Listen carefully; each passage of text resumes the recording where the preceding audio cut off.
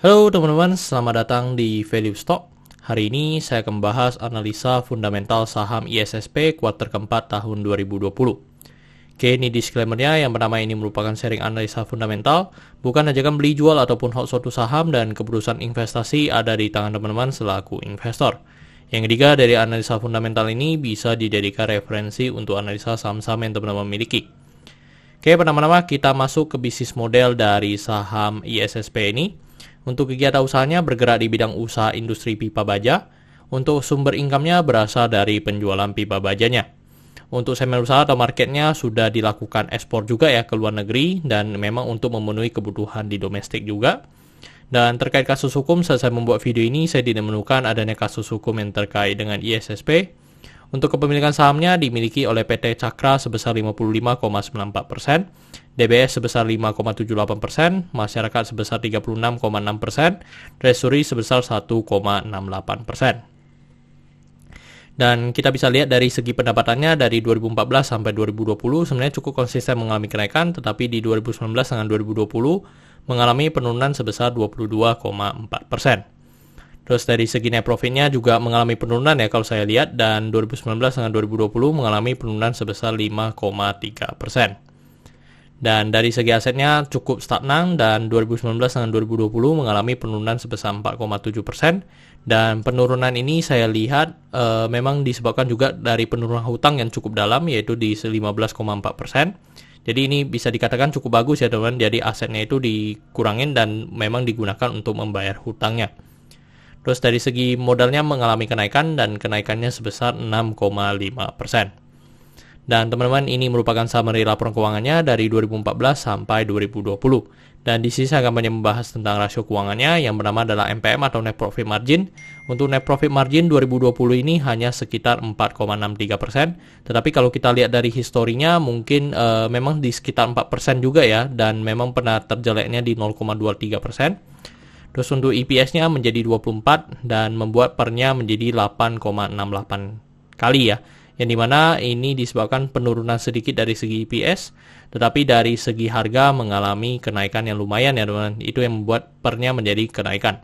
Tapi kalau kita lihat secara historinya, untuk rata-rata pernya mungkin di sekitar 7 atau 8 ya teman-teman untuk dari saham ISSP ini. Terus untuk book value-nya di 461 dan membuat PBV-nya menjadi 0,46 kali. Dan kalau kita lihat secara histori, untuk PBV-nya masih selalu di bawah 1.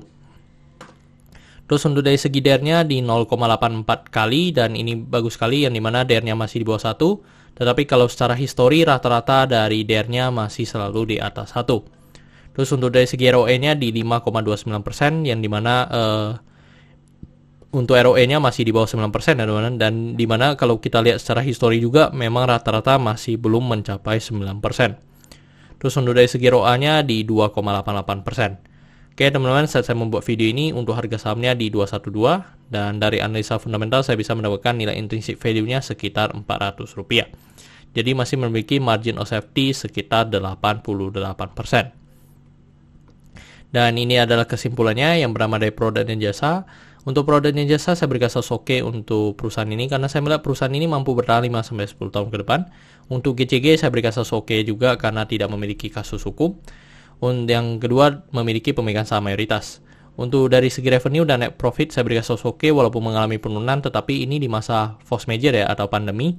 Jadi saya berikan status oke, yang dimana penurunannya juga masih di bawah 50%. Untuk dari segi aset saya berikan status oke karena walaupun mengalami penurunan, tetapi menurut saya penurunannya juga diikuti dengan penurunan dari segi DER-nya ya teman-teman.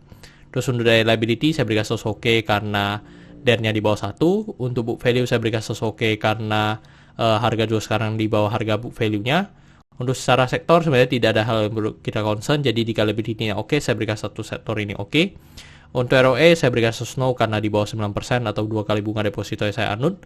Untuk margin of safety saya berikan status oke karena masih positif. Untuk dividen saya berikan status no karena ISSP ini masih belum cukup royal membagikan dividen kepada investornya. Oke teman-teman, jadi kesimpulannya adalah 9 dibanding 11. Dan pertanyaannya adalah apakah saya akan membeli saham ISSP ini? Sementara tidak ya teman-teman, karena walaupun secara untuk fundamentalnya saya perlu pelajari lebih dalam. Dan memang sebenarnya secara fundamental sederhana memang cukup menarik dan dari segi valuasinya juga menarik. Tetapi saya juga cukup banyak saham yang saya pegang, jadi saya udah cukup untuk menginvestasi di saham-saham baru. Apalagi ini saham yang menurut saya masih belum cukup terkenal ya di masyarakat, jadi saya masih WNC dulu dan saya pelajari lebih dalam terkait saham tersebut. Oke teman-teman, saya rasa cukup sekian untuk video kali ini. Jangan lupa untuk like dan subscribe. Jangan lupa juga untuk follow saya di Instagram saya di Royken13. Dan teman-teman, saya ada membuat grup Telegram, jadi teman-teman bisa join grup Telegram saya di Value Stock. Untuk linknya teman-teman bisa dapatkan di deskripsi di bawah. Dan jika teman-teman ada kode saham yang ingin saya buat analisa seperti ini, silahkan tinggalkan di kolom komentar untuk kode sahamnya. Oke teman-teman, see you in the next video. Bye-bye.